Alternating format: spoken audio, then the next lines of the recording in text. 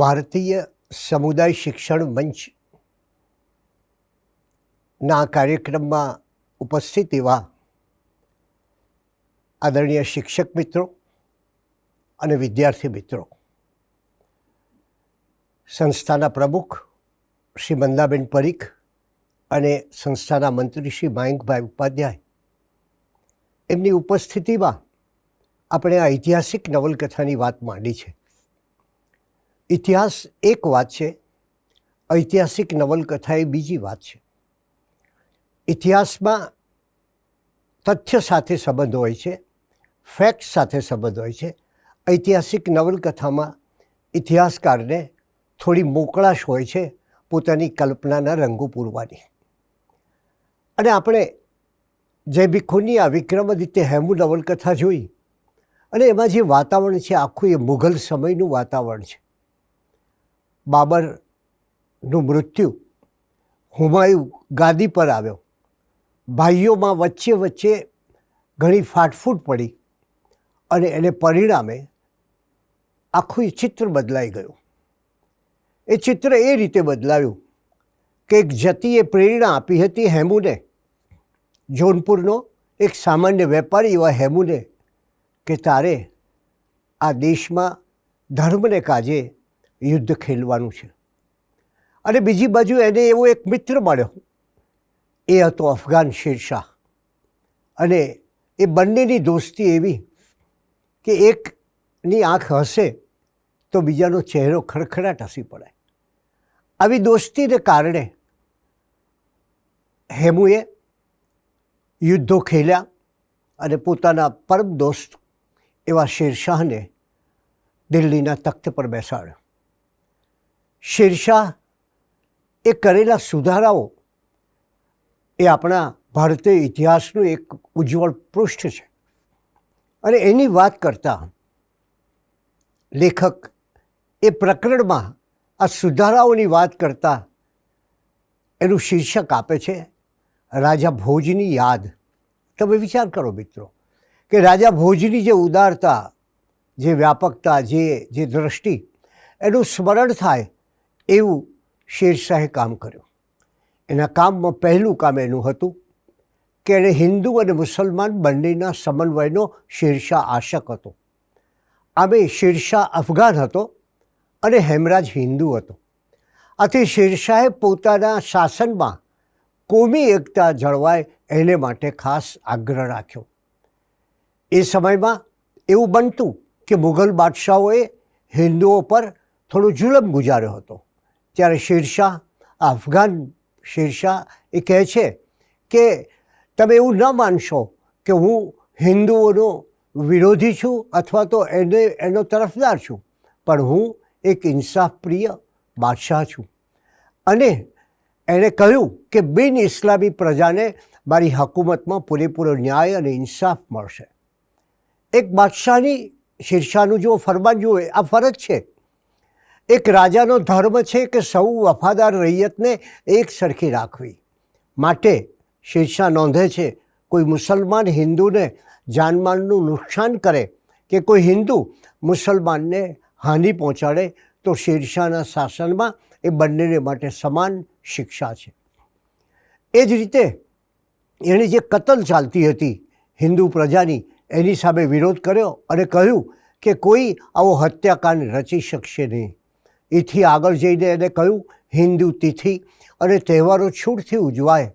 હોળી, દિવાળીની ઉજવણી ઇસ્લામી તહેવારો જેવી જ થાય એવું એને ફરમાન કર્યું. વિચાર કરો આજની આ સ્થિતિએ કે શેરશાહે કેવી દૂરંદેશી વાપરી હશે. એણે કહ્યું કે હિન્દુ પ્રજા મૂર્તિ પૂજક છે અને ઇસ્લામ મૂર્તિ પૂજામાં માનતો નથી. પણ આ શેરશાહ છે જે બે પ્રજાનો કેવો સરસ મેળાપ કરે છે, કેવો સમન્વય કરે છે.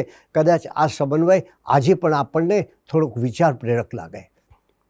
એ કહે છે હિન્દુઓ બુત એટલે મૂર્તિ, હિન્દુઓ બુત પરસ્ત કોમ છે, મૂર્તિમાં માનનારી કોમ છે. અને ઇસ્લામ છે એ બુત પરસ્તીનો વિરોધી છે. પણ મારી વફાદાર રૈયતના દરજ્જાથી તેઓ આ મારી રૈયત છે માટે હિન્દુઓ નિરાંતે તીર્થયાત્રા કરી શકશે. એ સમયે ગુલામ ભારતમાં આપણી પરિસ્થિતિ એવી હતી કે પગપાળા ચાલવું પડે, ત્યારે એણે કહ્યું કે હિન્દુઓ પાલખીમાં બેસી શકશે, એમના મંદિરો તરફ આંગળી પણ ઊંચી નહીં કરવામાં આવે, અને મુસલમાન અને હિન્દુ બંનેને શાહી ચાકરી બક્ષવામાં આવશે. અને એના ફરમાનમાં એ કેવો રાજા હતો, વિચાર કરો, કેવું એની વ્યાપક દ્રષ્ટિ હશે. અને એ સમયમાં મુઘલ કાળમાં જ્યાં લૂંટ ધાડ પડવી, હુમલાઓ થવા, આક્રમણો થવા અને અન્ય પ્રજાઓ ઉપર જુલમ ગુજારવો એવી પરિસ્થિતિ હતી, ત્યારે આ શેરશાહે કહ્યું કે મારે આ બે પ્રજા એ શેરશાહની બે આંખ સમાન છે, અને કહ્યું કે જેમ જકાત એક ચુસ્ત મુસલમાનને માટે ફરજ છે, એમ હિન્દુઓને માટે દાન ધર્મ એ એમનો સૌથી મોટો મહિમા છે. અને માટે એની વ્યાપકતા જુઓ.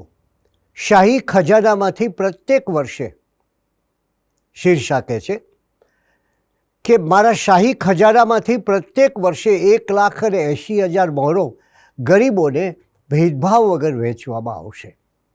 આવો હતો એક શેરશાહ. લેખક એક શેરશાહની વીરતાનું, શેરશાહની ઉદારતાનું, શેરશાહની દીર્ઘદ્રષ્ટિનું એક સરસ વર્ણન કરે છે.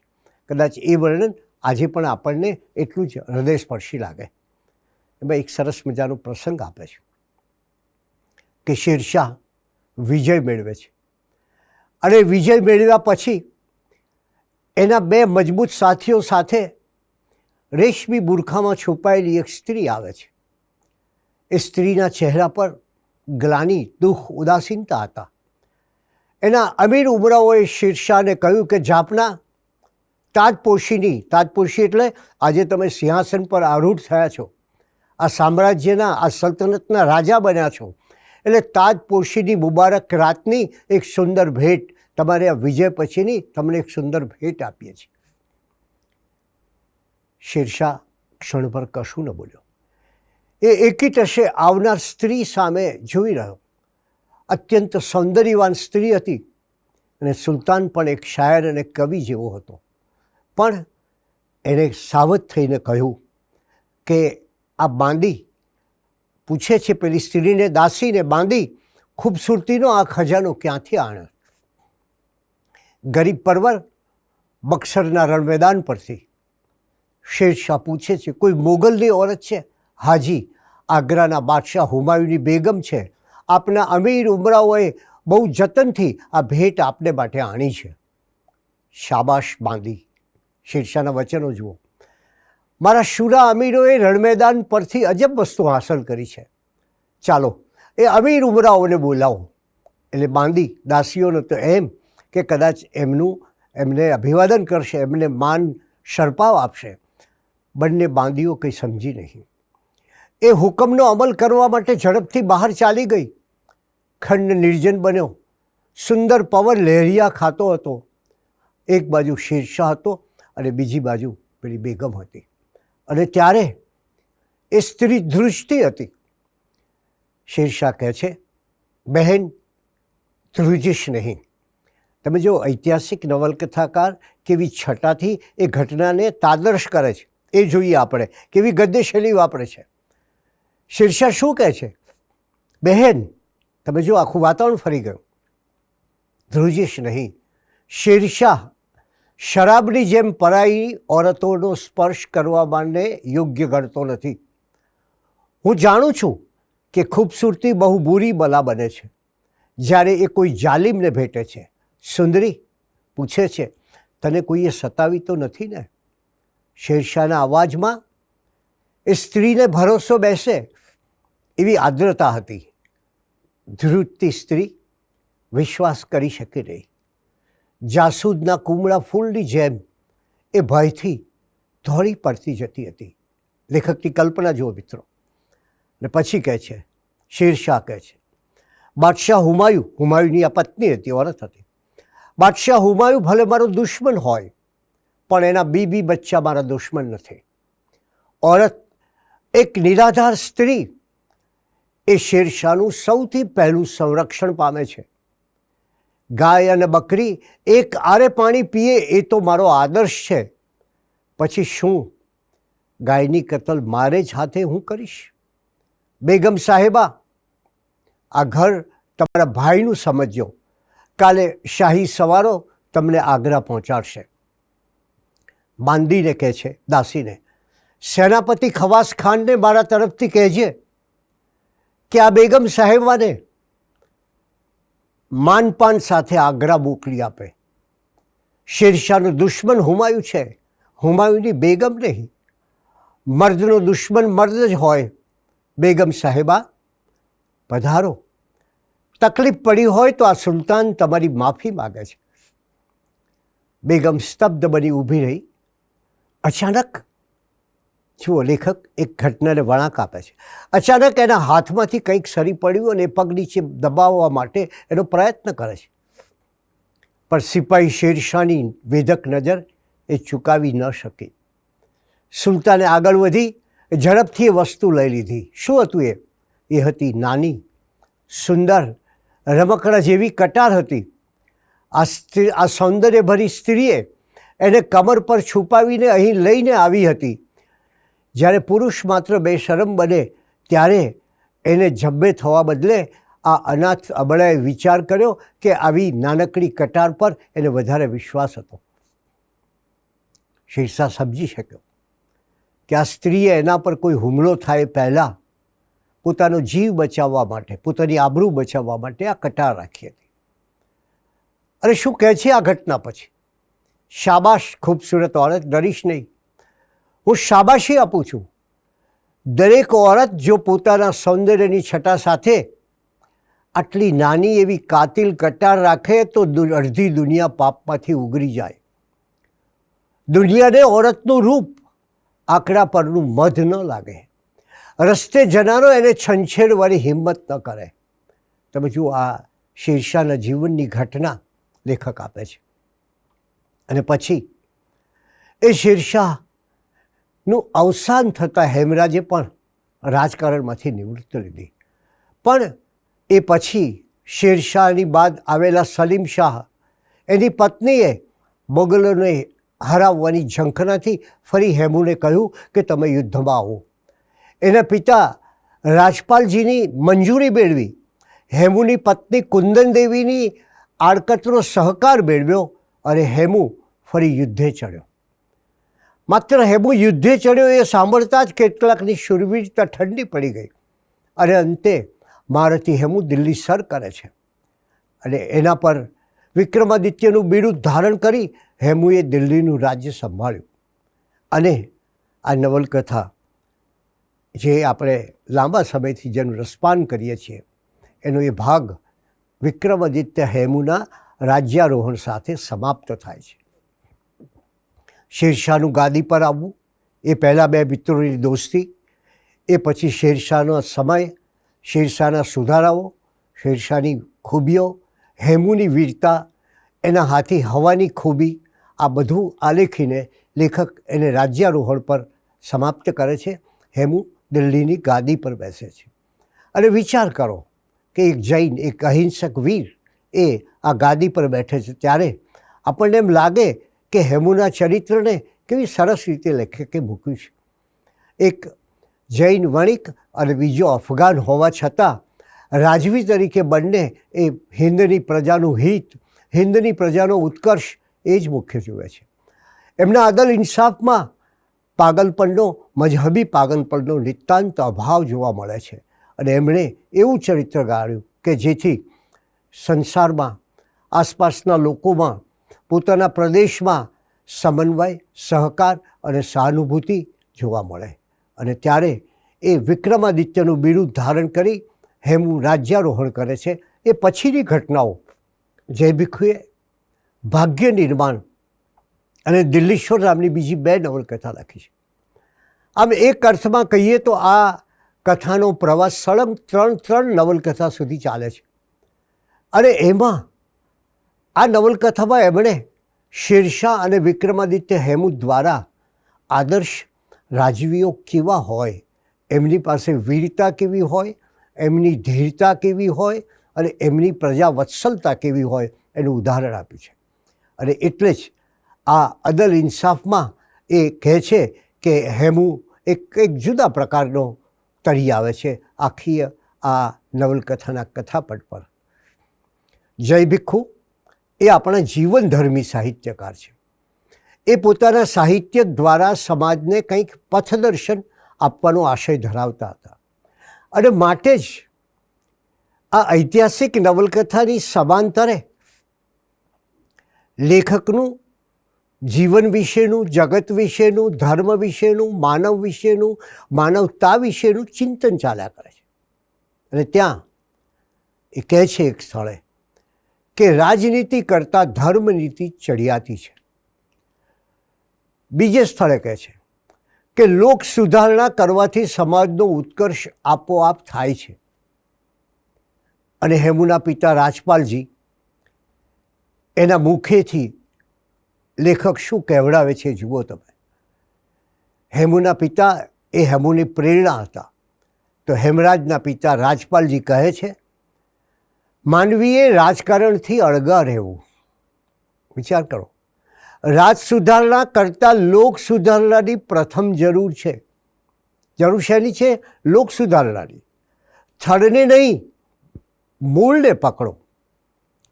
રાજાઓ સમજે કે ન સમજે તેની પરવા ન કરો, પરંતુ પ્રજામાં, નિષ્પ્રાણ પ્રજામાં પ્રાણ પૂરવાની યોજના કરો. અને એની કલ્પના જુઓ રાજપાલજીની. એ કહે છે કે સાધુ સંતોએ ગામડાઓને સચેત કરવા જોઈએ. રાજવંશ આવે કે જાય, સામ્રાજ્યો જન્મે કે મરે, સત્તાના કેન્દ્રો હરે કે ફરે, પણ જો આપણી પાઠશાળાઓ સાબુત છે, આપણી ધર્મશાળા અને તળાવોના આપણે શોખીન છીએ, આપણા ધર્મ મંડળોમાં શાસ્ત્રોના પઠન થાય છે, જો આ બધું થતું રહેશે પ્રજામાં, તો આ દેશ કદી ભ્રષ્ટ નહીં થાય. જય ભીખુએ આલેખેલી યુદ્ધનીતિ પણ સાવ નિરાળી છે. અને વિક્રમાદિત્ય હેમુના મુખે કહેવડાવે છે કે સામ, દામ અને દંડના ભેદથી શત્રુ જીતી શકાતો હોય એ બરાબર નથી. એને માટે બને એટલા પહેલા ઉપાયો કરવા જોઈએ અને લડાઈ દૂર રાખવી જોઈએ અને એને માટેની વ્યૂહરચના કરવી જોઈએ. આ નવલકથાના પાત્ર જોઈએ ઐતિહાસિક નવલકથાના, તો શેરશાહ અને હેમરાજની સાથે સતત પતિના પ્રેમ માટે ઝૂરતી શેરશાહની પત્ની લાડુ મલિકા જોવા મળે છે. હેમરાજની પત્ની કુંદન દેવી પોતે રાષ્ટ્રને માટે ચિંતા કરનારી નારી છે. હેમરાજના પિતા રાજપાલજી એ યુદ્ધને ધિક્કારનારા છે. ત્યારે એની સાથે શૂરવીર મોગલ બાદશાહ પણ ભોળો એ હુમાયુ છે, સેનાપતિ શાદી ખાન છે. આવા જુદા જુદા ચરિત્રો દ્વારા, આ ઐતિહાસિક ચરિત્રો દ્વારા એક સુંદર નવલકથા આપણને મળે છે. અને ઐતિહાસિક નવલકથા લખનાર એ સમયનું વાતાવરણ સર્જે છે. જો એ સમયનું વાતાવરણ ન હોય અને તમે એમ કહો કે બરાબર ઘડિયાળમાં 12 વાગ્યાના ટકોરા પડ્યા હતા ત્યારે એ યુદ્ધ માટે નીકળ્યો, હવે વિચાર એ થાય કે એ જમાનામાં ઘડિયાળ ક્યાં હતી. એટલે એ સમયના વાતાવરણને સમજવું પડે અને એટલે જ લેખકે એ સમયના રિવાજો, શસ્ત્રો, યુદ્ધનીતિ વગેરેની જાણકારી આમાં પ્રસ્તુત કરી છે. એના વેપાર વાણિજ્ય કયા હતા, એનો રાજ્ય કારભાર કેવો હતો, એ સમયના રણવાદ્યો કેવા હતા, એ સમયે કેવા કેવા જુદા જુદા પ્રકારના યુદ્ધવ્યૂહ અજમાવવામાં આવતા હતા વગેરેની જાણકારીને એમણે અહીંયા નવલકથામાં શબ્દરૂપ આપ્યું છે. અને યુદ્ધનીતિમાં કયા સ્થળ પર કોણે અને કયા શસ્ત્રથી લડવું એ પણ આપ્યું છે. આ નવલકથામાં સરસ મજાના સંસ્કૃત ભાવનાઓની, સંસ્કૃત ભાષાની અને એની છટા અને છાંટ ધરાવનાર કાવ્યાત્મક વર્ણનો આપણને મળે છે. અને એ કાવ્યાત્મક વર્ણનો આપણે સાંભળીએ ત્યારે આપણને એક બહુ આનંદ થાય છે. દિલ્હીશ્વર શેરશાહના રાજ્ય પર પ્રભાતનો તપસ્વી સૂર્ય હમણાં જ ઉગ્યો હતો. શરદનું ઊંડું ભૂરું આકાશ ચાંદીની છીપ જેવી વાદળીઓથી શોભી રહ્યું હતું. સરોવરના કમળો અને જળાશયના પોયણાઓ હજી હમણાં જ એમણે ઉઘાડ મીચ આરંભી હતી. લીલી વરિયાળી જેવું તાજું ઘાસ મનને આહ્લાદ આપતું હતું. આવા અનેક સુંદર વર્ણનો આ નવલકથામાં, કેટલીય સુંદર ઉપમાઓ, આકાશની રંગબેરંગી વાદળીશી સપ્તરંગી એનું ઓઢણું, ભૂતના પગ જેવી લાંબી રાતો, તીરની ફણા જેવા કાતિલ નયનો, આમ અનેક પ્રકારે જુદા જુદા ઉપમાઓ અને રૂપકો દ્વારા એ વસંત જેવો ચહેરો એની વાત કરે છે. અને ત્યારે આ નવલકથા એ આપણને એક મુઘલ યુગમાં લઈ જાય છે. એક એવા બે પાત્રોની વીરતા બતાવે છે જેમણે મુઘલ યુગમાં અકબર થયો, બાબર થયો, ઔરંગઝેબ થયો વગેરે, પણ આ બે વ્યક્તિઓ, એક અફઘાન અને એક જૈન, આ બે વ્યક્તિઓએ જે કરેલા પરાક્રમો છે એની વાત અહીંયા એમણે આપી છે. અને એ હેમરાજ એ વિક્રમાદિત્ય તરીકે આ ગાદી ઉપર બેસે છે દિલ્હીની સલ્તનત પર. મુગલ સમયના આખા ઇતિહાસને આપ જુઓ તો એકમાત્ર વિક્રમાદિત્ય એણે હિન્દુ સામ્રાજ્ય સ્થાપ્યું હતું. અને આ નવલકથાના અનુસંધાનમાં જય ભીખુ પાસેથી આપણને ભાગ્ય નિર્માણ નામની નવલકથા મળે છે. આ બધી મિત્રો તમને અવકાશ મળે ત્યારે જેમ તમે વાંચો, એમાંનો ઇતિહાસ પંફોળો, એ ઇતિહાસની દુનિયામાં જાઓ, એ સમયમાં જાઓ અને એ વિચાર કરો કે જય ભીખુએ ગુરુકુળમાં વિદ્યાર્થી અવસ્થામાં ભજવેલું નાટક, એમાં ભજવેલું પાત્ર હેમુનું, અને એ એમના ચિત્તમાં એવું સંગ્રહાઈ ગયું કે છેવટે વર્ષો પછી એ સર્જક બન્યા ત્યારે એમને નવલકથા રૂપે અવતર્યું. ઐતિહાસિક નવલકથાની ઘણી વાતો થાય, પણ આજે આપણે અહીંયા આપણી વાતને વિરામ આપીએ છીએ. આપ સૌનો ખૂબ આભાર માનું છું.